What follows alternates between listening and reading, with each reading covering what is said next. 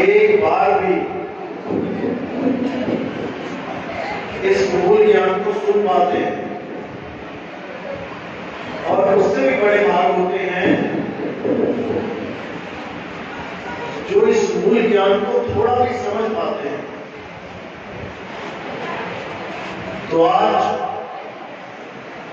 उसी मूल ज्ञान का प्रचार यहां पे होगा, और मालिक से अरदास करूंगा कि मेरी एक एक बात को आप समझ पाओ, मैं कहना क्या चाहता हूं।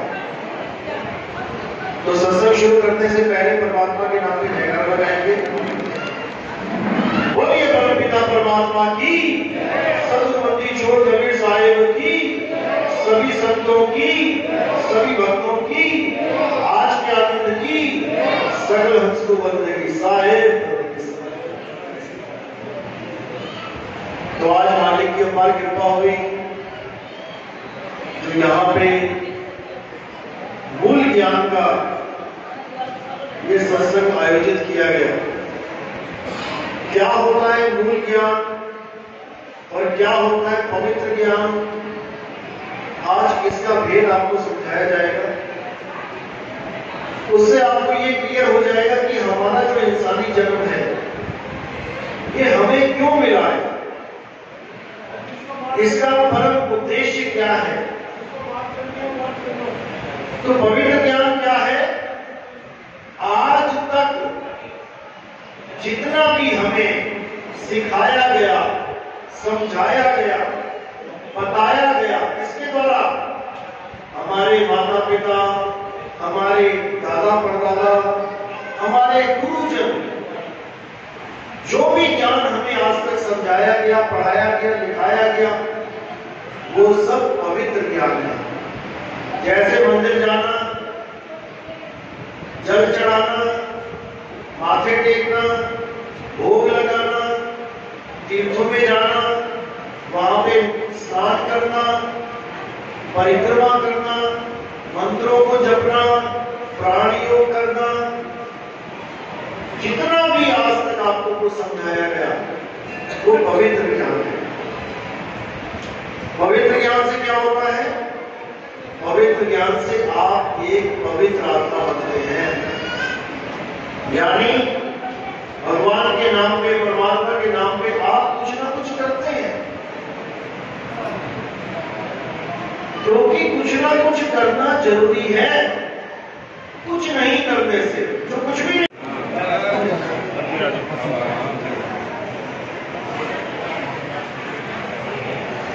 हेलो,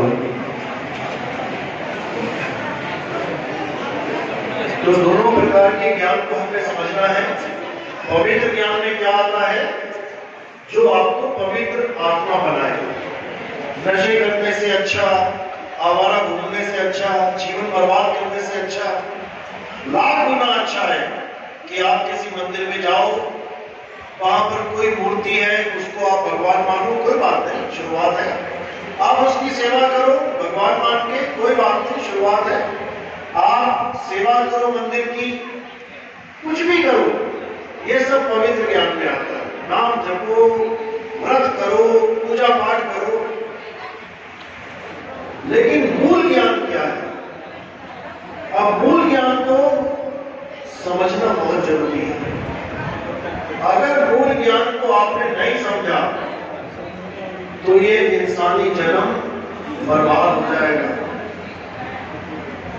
जिसके लिए कबीर साहब कहते हैं, धर्मदास मेरी लाट दुहाई और ये मूल ज्ञान बाहर ना जाए। इस मूल ज्ञान को छुपा के रखना, ये ज्ञान हर ग्रंथ में है, लेकिन समझ में नहीं आता।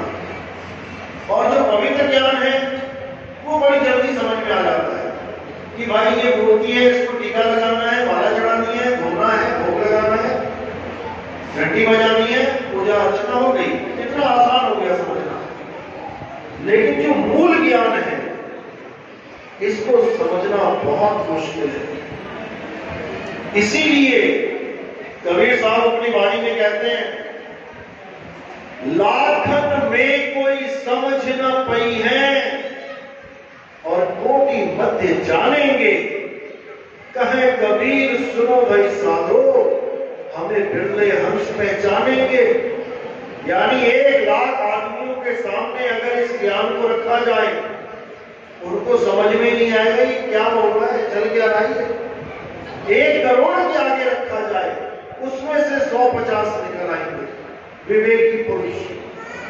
तो आज उसी ज्ञान का खुलासा किया जाएगा। तो सबसे पहले आपने ये समझना है कि हमें इंसानी जन्म मिला क्यों, कारण क्या है। बाकी देखिए, कुत्ता, बिल्ली, हाथी, घोड़ा, छिपकली, कॉकरोच, मच्छर, मक्खियां, इनको भी जन्म मिला है। इनको क्यों बना दिया गया कुत्ता, बिल्ली, हाथी, घोड़ा? हमें इंसान क्यों बनाया गया? ये पक्षपात क्यों? जैसे आपके 4 बच्चे हैं, एक को आपने 1 करोड़ रुपए दे दिए और 3 को आपने कुछ भी नहीं दिया, ये पक्षपात क्यों? बहुत सोच समझ के हमें ये इंसानी चोला दिया गया है। ये इंसानी चोला मिलने का मतलब है कि अब तुम इस जन्म और मरण के चक्र को तोड़ के मुक्त हो सकते हो। इतना इंपॉर्टेंट है ये इंसानी चोला। और अगर इस चोले को ऐसे बर्बाद कर दिया, खाने में, पीने में, घूमने में, फिरने में, मौज मस्ती में, तो दोबारा 1,84 में जाना पड़ेगा। हाथी, घोड़ा, बिल्ली, बकरा फिर बनना पड़ेगा। एक बार तो बन के आए हो, दोबारा फिर जाना पड़ेगा। और अगर एक बार भी 84 में चले गए तो कोई हालचाल पूछने वाला नहीं मिलेगा। अभी तुम्हें कोई परेशानी हो जाए, किसी ने तुम्हें झापड़ तक मार दिया, 10 लोग इकट्ठे होकर FIR कर देंगे, तुम्हारे पक्ष में लड़ेंगे। लेकिन उस बकरे से पूछो जो कसाई के दरवाजे में खड़ा हुआ है, बंधा हुआ है, कोई जाके हाल पूछने वाला नहीं उसका कि क्या हाल है तेरा, कल को तुझे काट दिया जाएगा, किसी को कोई परवाह नहीं। ऐसे ही हमें भी 84 में जाना पड़ेगा। अगर हमने इस जन्म को लेखे नहीं लगाया तो अब लेखे कैसे लगाएं? सबसे बड़ा सवाल यही है कि परमात्मा को पाने के लिए करें तो करें क्या? कोई कहता है मंदिर जाओ, कोई कहता है मस्जिद जाओ, कोई कहता है गुरुद्वारे आओ, कोई कहता है चर्च में जाओ। जब परमात्मा एक है और सब धर्म यही कहते हैं, ऐसा कोई धर्म नहीं है जो ये कहे परमात्मा 2 है। ऐसा कोई गुरु नहीं है जो ये कहे परमात्मा 2 है। ऐसा कोई संत नहीं है जो ये कहे परमात्मा 2 है। लेकिन फिर भी इतने इतने अलग अलग प्रकार के धर्म पंथ चलते ही जा रहे हैं। सब यही कह रहे हैं परमात्मा एक है, लेकिन कोई भी सबको एक करने में सफल नहीं हो पा रहा। जितने भी संत आए उतने ही पंथ और बढ़ गए। कबीर साहब आए, कबीर पंथ हो गया। नानक साहब आए, नानक पंथ हो गया। रविदास जी आए, रविदास पंथ हो गया। दादू जी आए, मनुदास आए, घीसा जी आए, घासीदास आए, जगजीवन साहिब आए, पलटू साहिब आए, तमाम संत आए। एक होने की जगह सब अलग अलग होते चले गए।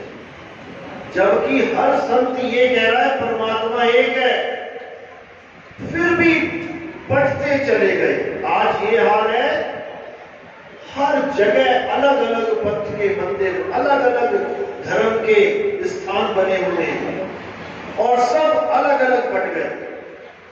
कोई एक नाम जप रहा है उसी एक को पाने के लिए, कोई 2 नाम जप रहा है, कोई 3 नाम जप रहा है, कोई 4 जप रहा है, कोई 5 जप रहा है, कोई किसी प्रकार से पूजा कर रहा है, कोई किसी प्रकार से। ये सब खत्म करने के लिए कबीर साहब ने क्या बोला था कहते आए एक ही घाट से, उतरे एक ही बाट, और बीच में दुविधा पड़ गई, हो गए पारावार। यानी हम सब एक परमात्मा के घर से आए थे, तो उस एक परमात्मा को पाने के लिए एक ही प्रकार से भक्ति करनी चाहिए थी, लेकिन बीच में दुविधा पड़ गई, हो गए पारावार। यानी दुविधा रूपी भ्रम दिमाग में पड़ गया और सब अलग अलग अलग अलग होते चले गए।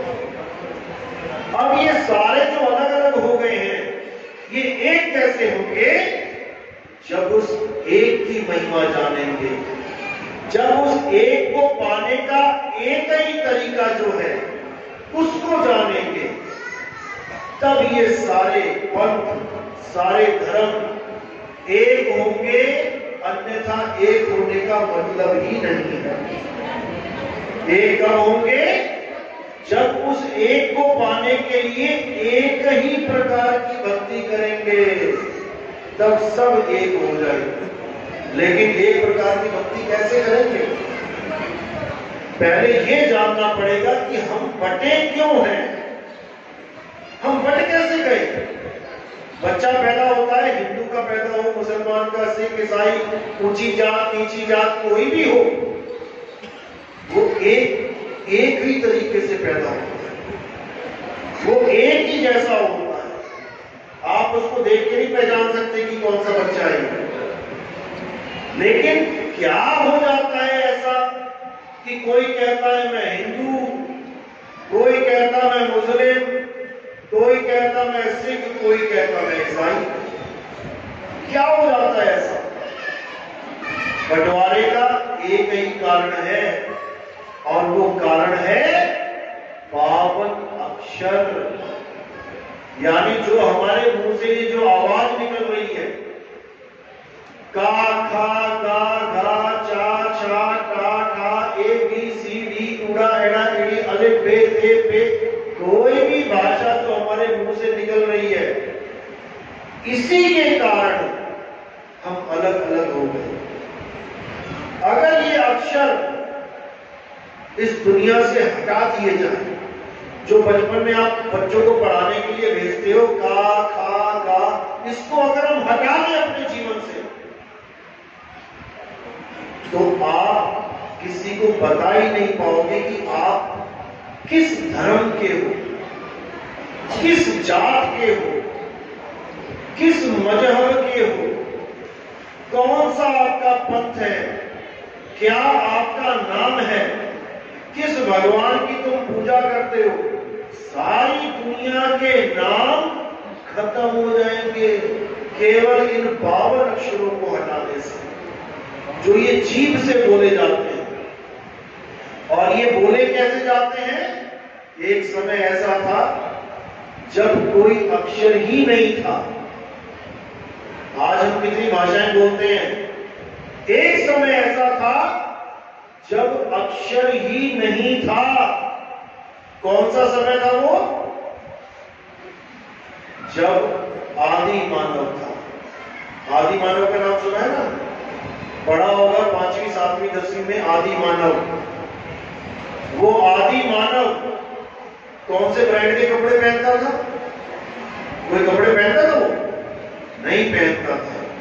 वो आदि मानव कौन सी गाड़ी चलाता था? कौन से देश में रहता था? उसकी क्या जात थी? उसका क्या धर्म था? कौन से भगवान की पूजा करता था? क्या नाम रखे थे उसने अपने बच्चों के? कुछ भी नहीं। वो केवल नंगा घूमता था, जो मिल जाए वो खा लेता था। कभी कंदमूल खा लिए, कभी जानवर का शिकार कर दिया, कोई कमजोर जानवर उसको पकड़ के मार दिया, और जो ताकतवर जानवर आ जाए तो उसी को मरना पड़ जाता था। लेकिन एक भी अक्षर उसके मुंह से नहीं निकला। यहां तक कि वो 5 तत्वों में रहता था, फिर भी केवल 4 तत्वों को जानता था। एक तत्व गुप्त था। कौन सा तत्व गुप्त था? 5 तत्व पता है ना? आसमान,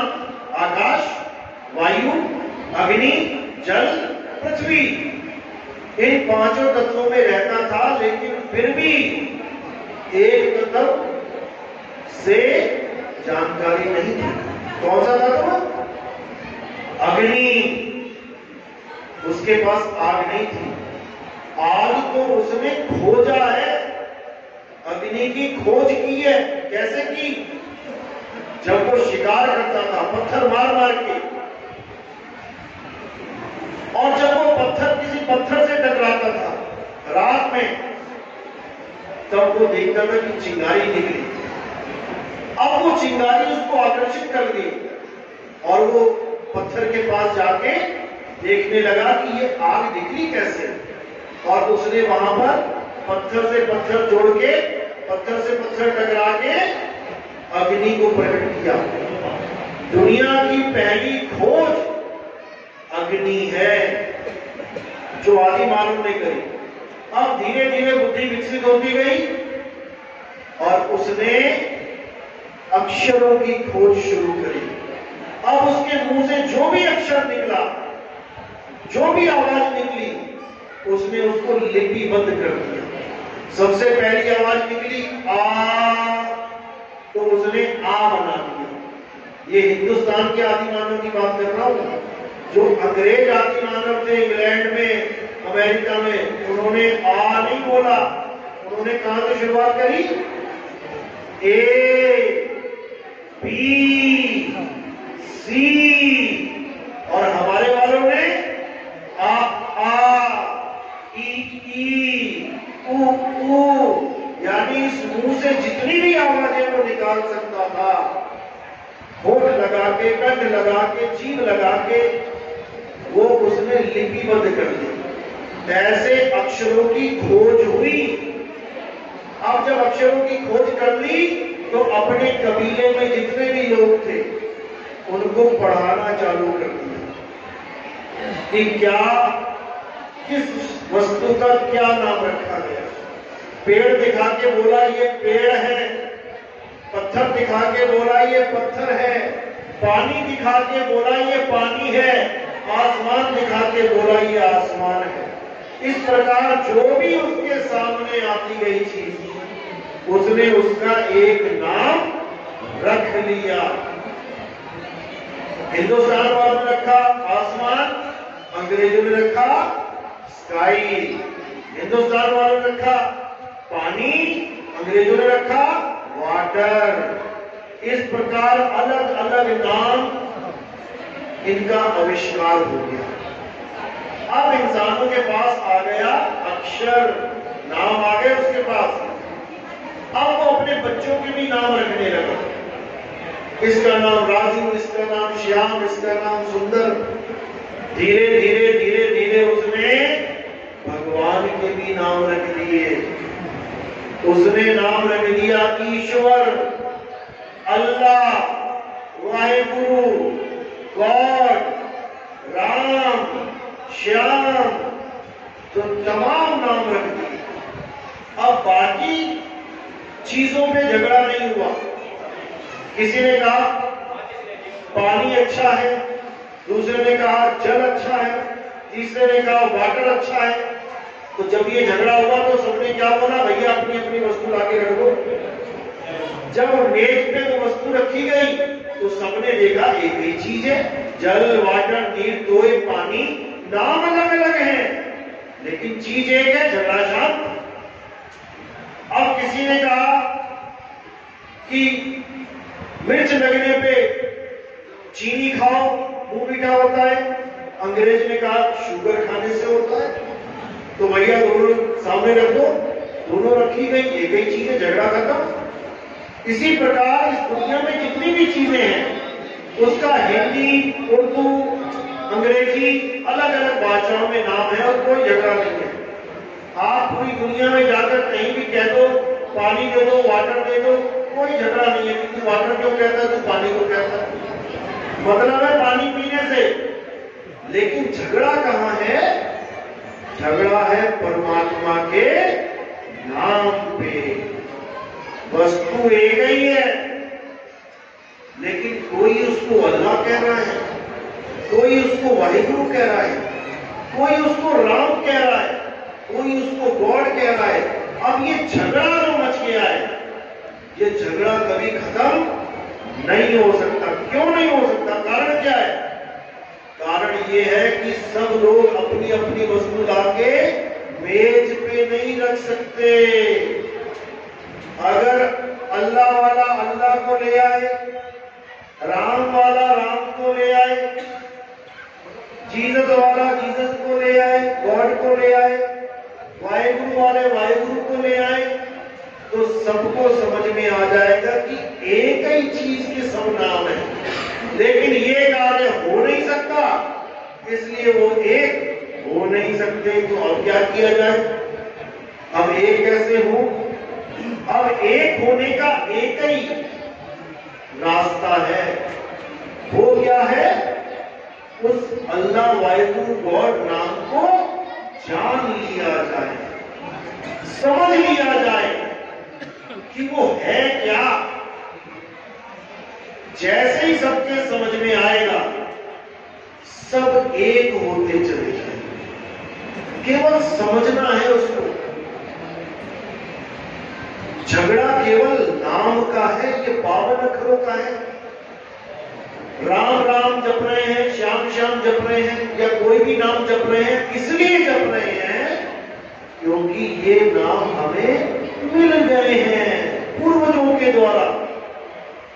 अगर ये नाम मिले होते तो कोई नाम नहीं जपा जाता, और अगर नाम नहीं जपा जाता तो क्या हमें परमात्मा नहीं मिलता? यानी नाम है तो परमात्मा है, नाम नहीं तो परमात्मा नहीं। ऐसा नहीं है। प्यास लगी है तो सीधे पानी पीना है, पानी के नाम नहीं जपने। मिर्ची लगी है तो गुड़ खाना है, गुड़ का नाम नहीं जपना। गर्मी लग रही है, हवा खानी है, हवा हवा हवा हवा, नाम नहीं जपना। इसी प्रकार परमात्मा को पाना है तो नाम नहीं जपना है। सबसे बड़ी दुविधा परमात्मा को ना पाने में ये नाम जपना है। जब तक हम इसको नहीं समझ लेंगे, जब तक हम एक नहीं हो पाएंगे।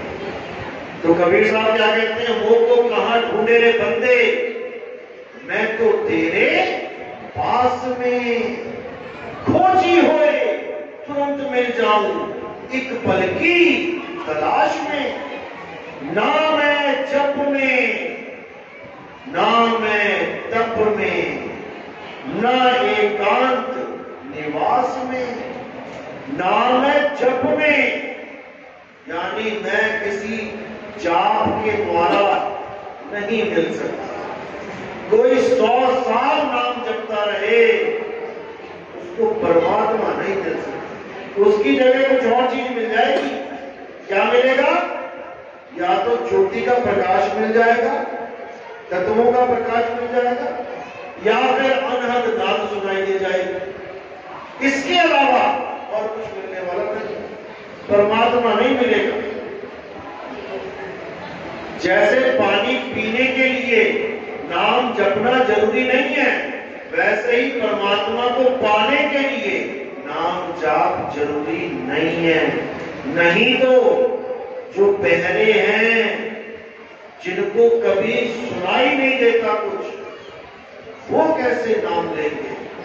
उनको परमात्मा नहीं मिलेगा क्या? फिर इसी को समझना है। जो बहरा है वो गुरु के पास जाके नाम कैसे लेगा? गुरु कुछ बोलेगा, उसको सुनाई नहीं देगा, यानी उसने नाम नहीं जपा तो उसको परमात्मा नहीं मिलेगा। यही अज्ञान है।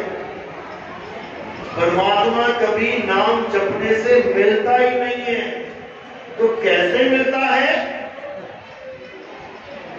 कैसे मिलता है? आत्मज्ञान से। कबीर साहब कह रहे हैं, जग में नींद प्यासी, मुझे देखत आवे हासी।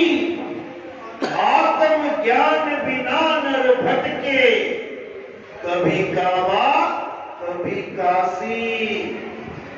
आत्म ज्ञान बिना नर भटके। क्या है ये आत्म ज्ञान? मंत्र ज्ञान सुना था, जंतर ज्ञान सुना था, तंत्र ज्ञान सुना था, पूजा पाठ सुनी थी, तीर्थ व्रत सुना था, परिक्रमाएं सुनी थी, व्रत सुने थे, लेकिन ये आत्म ज्ञान क्या चीज है? जब तक आत्म ज्ञान नहीं जाना तब तक समझो कुछ भी नहीं जाना। क्योंकि गीता पढ़ो, गीता में क्या बोला? हे अर्जुन, हम और तुम ये शरीर नहीं है। बहुत समझदारी वाली बात है, समझना है इसको। हे अर्जुन, तू और मैं ये शरीर नहीं है। ये शरीर तो हमारे कपड़े हैं, इस जीवात्मा के कपड़े हैं। कितने प्रकार के कपड़े हैं? हम कपड़े लेने जाते हैं, हम कहते हैं भैया एक पैंट दिखा देना जीन्स की। वो क्या कहता है? लेडीज दिखाऊं या जेंट्स?